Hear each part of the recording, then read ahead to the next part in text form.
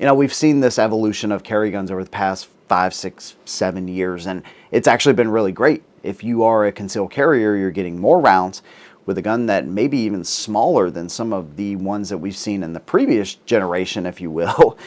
And overall, they have more features, right? So what's not to love? Well, one trend that I've seen is the comped versions, right? Now, SIG has kind of been at the forefront of starting all of this, to be quite honest with you, and every manufacturer has followed. So we went from now they're all red dot capable to now they all have the integrated comp. But does that make a difference to you, right? Is that something that you actually want on your carry gun? That's the topic of the video, of course, but I want to use the Hellcat as the example because not only have I shot the original, the Pro version, and now the Pro Comp, I think these give one of the better representations of if going with a comped pistol is really something you need to do. So we're going to talk about it. I haven't been able to shoot this gun. Literally, I've had it for months and months, and I was unable to shoot it for a while. So we'll talk about all of that. And of course, I want to hear your opinion. If you've used a comped pistol versus a regular, does that really make a difference for you? What are the pros and cons? I'm going to tell you my opinion. I'd love to hear yours afterwards. No matter if you agree or disagree with me, let's go ahead and jump right in. Now, I mentioned that I was unable to shoot this gun for the first few months I had it. When Springfield Armory sent it out to me, I told them, I said, you know, hey, look, I'm having back surgery May 15th, and I'm not going to be able to shoot it. So they were like, all right, totally fine. They sent it out with the Shield RMSC, and then, of course, the gun came with 2 magazines. So you have the 15 and 17 round options now. Actually came with a, you know, fairly nice little safe there too, bedside safe. So not too bad of a package. But I have not kept this thing loaded up because one thing I believe in that you have to do is you got to shoot it first. You got to see where the heck you're printing because a gun for self-protection is great. But you want to be able to potentially put shots on a target, right? Whatever that target may be, not the granny that's 10 yards in the opposite direction. Okay, so again, it's been in the safe this whole time. I hope that a lot of people were able to see, especially after this past year, that you are your own protector. Even a presidential candidate can't be protected by the best protective agency in the entire world, or at least that's what we thought about them before the events of this past summer. So I took it out of the range with a variety of other guns, right? We had the Spectre Comp, we had the new H&K, CC9, we had the Shield Plus Pro Comp, Glock 43, X, a variety of them. When I picked this one up, it was literally like one of the last guns I grabbed before I left. I was like, oh, you know what? I haven't shot that gun, so I need to sight it in and all that. So we get it dialed in as far as the optic. Now, I'm going to tell you how it's shot, but if you don't know anything about the Hellcat, let me at least tell you the features that it comes with. So it's 4.8 inches high, about 0.2 of an inch higher than a Shield Plus with a standard mag. Shield Plus has 10 rounds though. This one standard is 15. Pretty incredible. You have slide serrations that are not really aggressive at all, right? I wish they were a little bit deeper cut into the slide there, but they're not. But you do have them front and rear. You have indexing pads on either side. You have their adaptive grip texturing, so it's kind of less abrasive when you just run your finger over it. So it kind of simulates if it's up against your skin or something. If you're carrying it, then it's not too bad. But once you put more pressure down, it actually has little diamond shapes or little pyramids, not diamonds, little pyramids that are supposed to grab onto your hand. It actually works really well. It's not a gimmick. It does work good and it feels good in the hand without being too abrasive. So I do like that. What else do we have? We have a reversible magazine release, right? So overall that's good. 2 slot rail in the front. We have a 3.7 inch cold hammer forged barrel. Now they have, of course, the port in there. They have the little cutouts, so it's designed to keep that blast off to the sides, right? So it's not going to cloud up your optic as much. We'll talk about that in a minute too. And what they did is they pushed that luminescent front sight, tritium sight, back a little bit. So you actually have a shorter sight radius than the original Pro, but doesn't interfere with the comp, right? So you're able to get fairly quick follow-up shots with the way that it's designed here. But if you got to use the irons, of course, you're gonna suffer a little bit of accuracy loss compared to the original.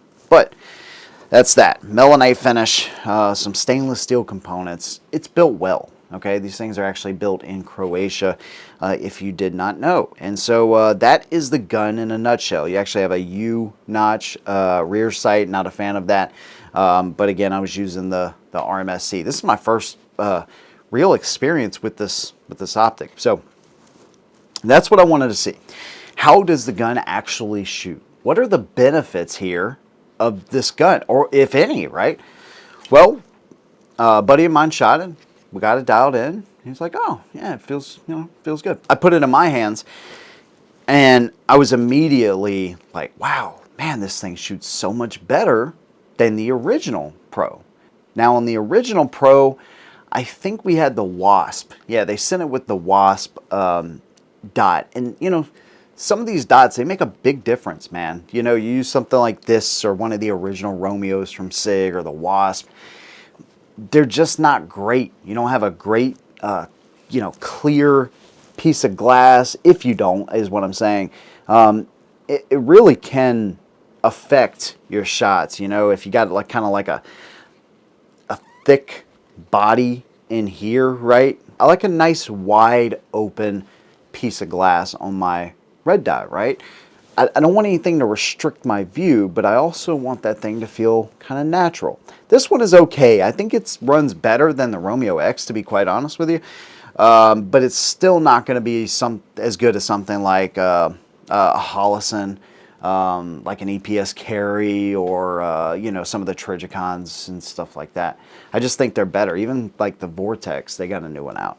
I think that one might even be a little bit better than what you'll find on the RMSC. It's just okay, right? But the way the gun shot actually impressed me. Follow-up shots, quick shots, and the ability to put a decent group together with a gun like this, 21 ounces, that's pretty freaking solid. When it came to comparing it to some of the non-ported versions, what you will find is obviously you're going to get more blast, right? Because now you have blast coming out from the sides. One of my buddies mentioned this. He was like, "Dude, I can feel that blast." It's a crazy difference between a comped and non-comped. What does that mean for you as the shooter? Not a whole lot, because the way they've actually put these little escape paths, if you will, in the slide for that blast to go out to the side, I really did not get a lot of cloudiness in the optic. It did its job, so that's pretty good. Now at nighttime, if you carry a lot or if you work at night or something like that, you may have a blast, right? You may have this little fireball that comes out, and it could potentially, blind you as the shooter. It's going to be so quick and instantaneous that it may or may not make a difference. Okay, so that is something you probably want to consider if you carry a lot at nighttime or you catch yourself out at night. Is it still going to be able to protect you? Of course, right? If you put your shots where they need to be, absolutely. It just may impede your vision a little. And typically you're going to get a little bit more cloudiness on the front sight, potentially on the dot. With this gun overall, it actually did a nicer job than what I was thinking of, keeping all that crap away from the gun, away from your sights. And so over time, you'll notice that they just tend to run a little bit dirtier. So this gun, actually compared to the original Pro, I'm more impressed with, to be quite honest with you. Flat shooting, very light recoil for what it is, fast follow-up shots, quick transition shots. I was able to do it all with this thing. The only part of it, the only negative part I noticed when I was shooting, is that you feel the recoil impulse through my hand. That's what I did. I felt it through my hand more than any other gun that we had on the table. From the Shield Plus to the new HK, they all felt a little bit softer as far as that initial pushback into the hand. It almost felt like I had a buddy say this is actually perfect.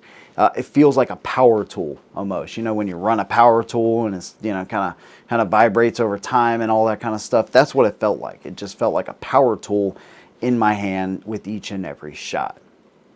But this gun did better. Overall, is it worth it?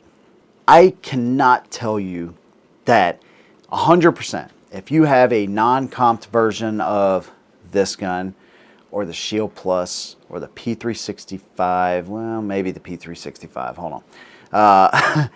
Most of these guns, I don't find that it's like so much of a difference. that I wouldn't lose sleep over the fact that I didn't upgrade to this version. Now, the P365 is a little bit different. That gun, the original one, right? It's kind of snappy. It was a short gun too, right? They did an incredible thing with it, but it was still kind of a short overall gun. Similar to the Hellcat, even though the original Hellcat, I didn't like that nearly as much as the P365.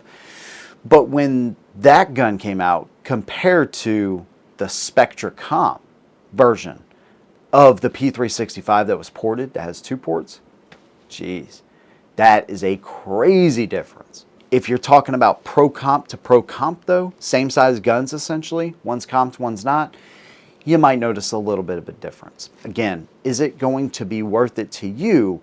It depends, right? If you have 0 guns and you're looking at your first carry gun, maybe even your first gun, something like this, something like an X Macro, something like a Shield Plus Pro Comp, right? Those are really good options, okay?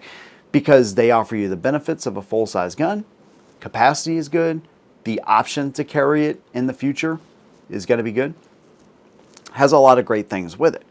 But if you carry a pro version or whatever version of your gun, except with some, like I said, the P365, that's an exception. But all in all, I haven't seen enough difference where it's actually worth upgrading if they're the same size. Essentially, I think the P365 is kind of an outlier when it comes to that difference. There's some negative drawbacks there. Yes, it will make it easier to shoot though. So if you're a newer shooter or you want kind of like the carry gun with the most amount of benefits you can get, that may be a little bit longer, a little bit harder to conceal, but it gives you an opportunity to maybe learn on this gun and then eventually carry it and all that kind of stuff. It's really hard to beat these new and improved carry guns that are integrally comped. Don't have to worry about threading anything on. You don't have to worry about timing, none of that. It gives you some great benefits without all the worry. A little bit more debris, right? A little bit more cleaning maybe, and cloudy optics and stuff. You may have to clean a little bit, but all in all, they do a pretty good job. So it just depends if it's worth it to you or not. I'd love to hear you. Let me know your experience. Do you think a comped carry gun is actually worth buying in your experience? Let me know down below. If you agree or disagree with me, it doesn't matter. Let me know. If you guys like what I do, consider subscribing. See you in the next one. And as always, hold them down.